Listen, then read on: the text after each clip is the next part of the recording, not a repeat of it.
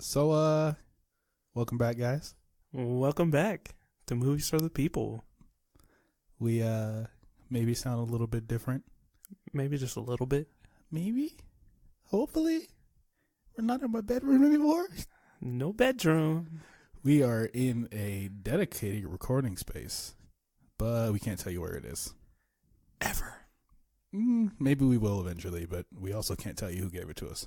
Just yet. I mean, they didn't give it to us. I was like, we don't have who this. gave us a space to, who has provided us with a space to use. There we go. For the time being. We're working some stuff out. Told you there was going to be changes coming, and they are on their way. On their way. I just want you to know that this room is nice. It is really nice. I enjoy sitting here looking at the things that you can't see right now, but maybe one day you will. Me too. Even though all I can really see is Droid. I mean, I see Ace. I see microphones. I see a Starbucks cup that I didn't drink Starbucks out of. I see paper. I see stuff on the walls. I see pictures of stuff and other stuff. I see that thing. I don't know what that thing is. I see a lot of this stuff. I don't really know what a lot of this is either. One of them's an audio compressor. The one on the top is an audio compressor. Look at you knowing things. Gate, but look at you. I don't know why. At some point, I thought I was going to see a TriCaster, but I guess that's because there's no video yet. So no video, but it's coming, and it's gonna be lit, litty. So what do we see this? Wait! Before I even get into that, I need you to know that this is an uncensored comedy movie review podcast. Yeah, uncensored. We in our little transition to a world without Khan on the podcast, we lost a part of ourselves. He was special to us, and he took part of our intro with him.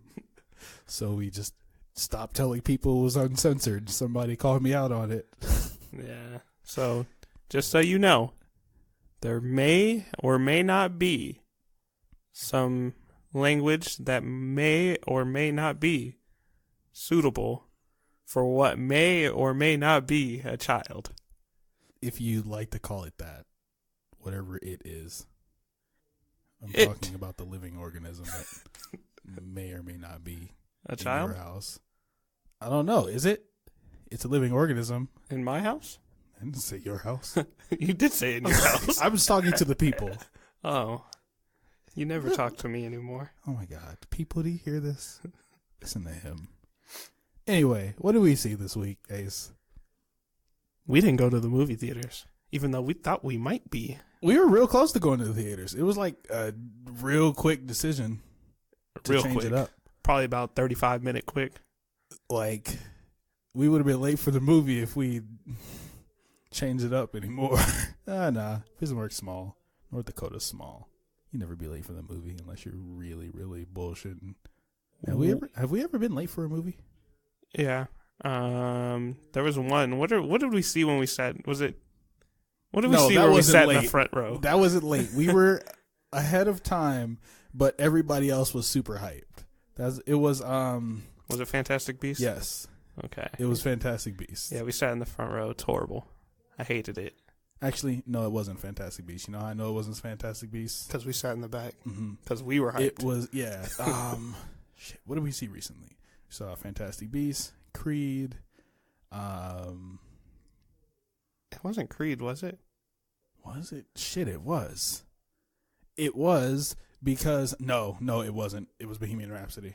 It was Bohemian Rhapsody. It was Bohemian Rhapsody. Because I remember the guy behind us when they kissed, and he was like, ugh. Oh, man. Yeah, it was definitely that. But this week, we saw a Netflix movie. A Netflix original.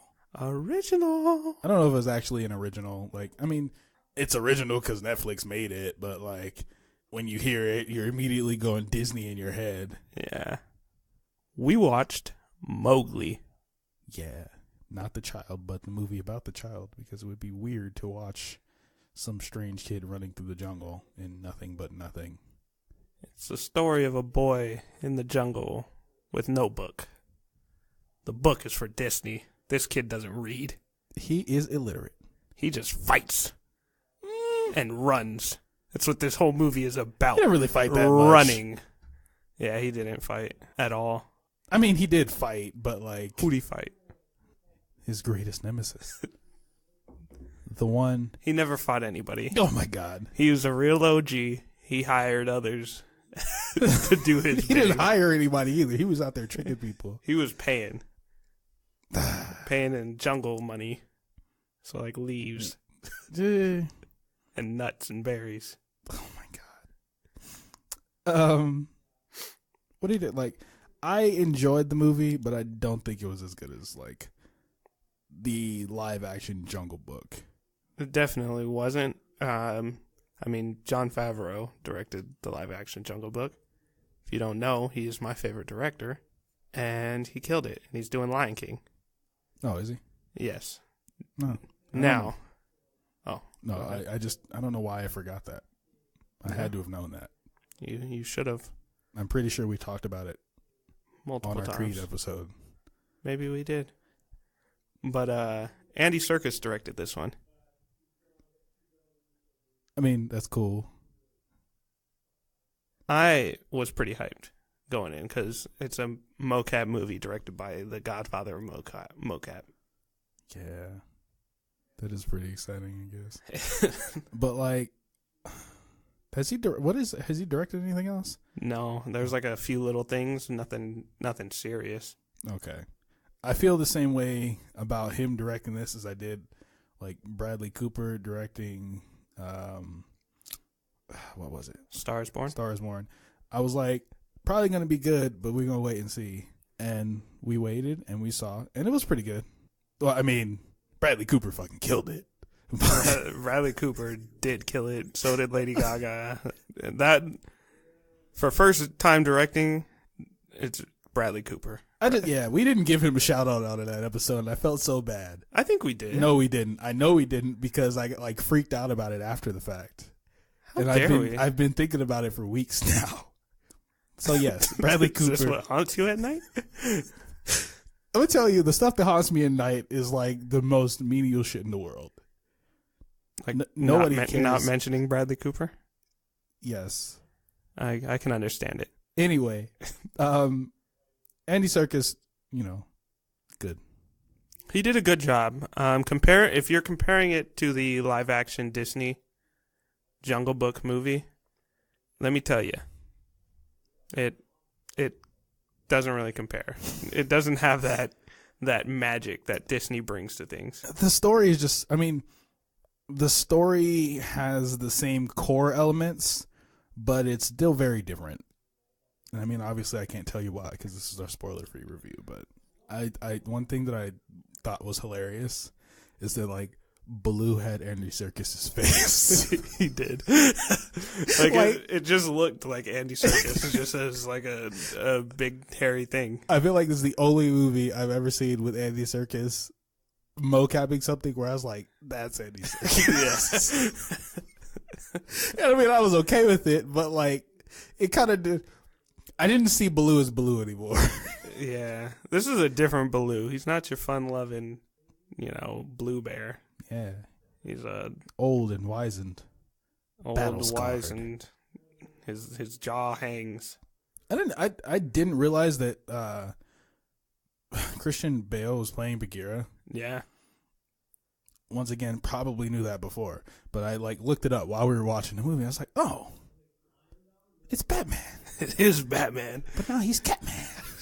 You remember Catman from Fairly Odd Parents? Yes. It was. And the Crimson Chin? Timmy wasn't asking, and no one understand. But Mommy, Daddy, Vicky, always give me a best gloom and gloom up in his room.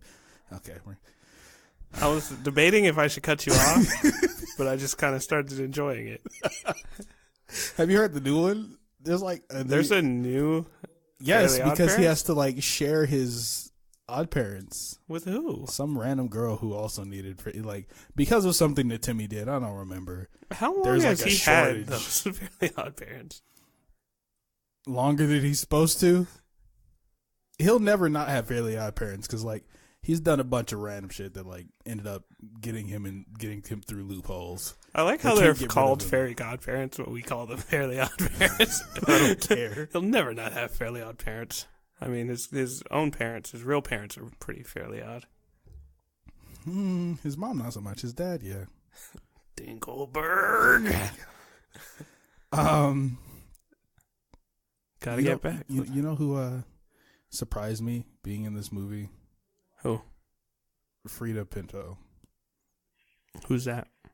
She is an Indian actress who was in Slumdog Millionaire. What's Slumdog Millionaire? She was like the lead actress in Slumdog Millionaire. Slumdog Millionaire was like... I'm just saying. Super. Everyone heard about Slumdog Millionaire. I was like, okay, well, we're going to tell the people. If you didn't know, it was like real big back in like, what, 2008? Hey, yeah, it was 2008. Hey. Middle Eastern parents, Middle Eastern people were hyped. That was they were like, yo. I mean, it did amazing everywhere. Yeah. It was great. It was a great movie. I was like, surprised. It was their Black Panther. Don't do that to Indian people. It was. They were like, Slumdog forever. So Indian people got Black Panther before Black people got Black Panther? Yeah. Wow. Every race did. You know what Asian people got? I just need you to know that I, in my head, accidentally went back to Donald Glover's Weirdo when they were talking about him playing Spider-Man, and somebody was like, "What if a white person played Shaft?" And my response to you saying Indian people got Black Panther first was, "We got Shaft." We did get Shaft. I've never seen Shaft. I've never seen Shaft either. I feel like my dad's listening and he's pissed off at me for saying that. Ah, man. I feel like my dad's not listening, and he doesn't know that I've never seen Shaft. Are we gonna start like? Well, guys, maybe we don't bring your dad jokes onto the podcast. Mowgli is a pretty good movie. I enjoyed it. I thought it would be something that could really compete with like theater movies. Yeah. I don't know. It seems like it did. I agree with that. I think maybe we're a little bit biased just because like Disney has spoiled us. Like tonally, this movie is so different. Yeah. Live action Jungle Book, pretty dark in comparison to the original Jungle Book, but like this is like there's blood and gore in this one. Yeah. Like you see, animals getting torn to shreds. Yeah, this one's aggressive. So this is not your mama's Jungle Book. I just wasn't ready for that remark, and it was totally true. No, I think that tonally it was different, and that's probably why we view it in a different lens, because we weren't expecting it to be as dark as it was. But for movies that are as dark as this one, like you can't just make a movie dark for the sake of it being dark. Yeah, it's gonna be dark and good. But I think this one was good. Yeah, and I think it was dark. But I think it deserves to be dark too, because this is a story about a boy being raised by wolves in a jungle. Like, I don't think this is something where they just make it dark for the sake of it being dark. No, Disney made it lighthearted for the sake of making it lighthearted. What I'm saying is, when we say that like it was good, but I feel like we're saying it was good, but because we're comparing it to things that were dark and good, like the Dark Knight trilogy, for instance. Mm-hmm. So like it's good, and I'm not gonna add a but. It is good. I agree. I think and the fact that there is another Jungle Book movie that just came out. If that wouldn't have come out, I think we would have liked this one more. Right. But there's that but again. I told you it's difficult. It is a good standalone movie. Yeah. Well, let me tell you. I say wait for Netflix. I don't know. I mean, if you can like get it on Hulu. Redbox maybe Redbox it. I'm thinking Crackle. Okay. Crackle is, if you can get it on Crackle, watch it on Crackle. And if you can get it on Crackle, hit me up because you shouldn't be able to, and you're doing some shit that you shouldn't be able to. I need to know how.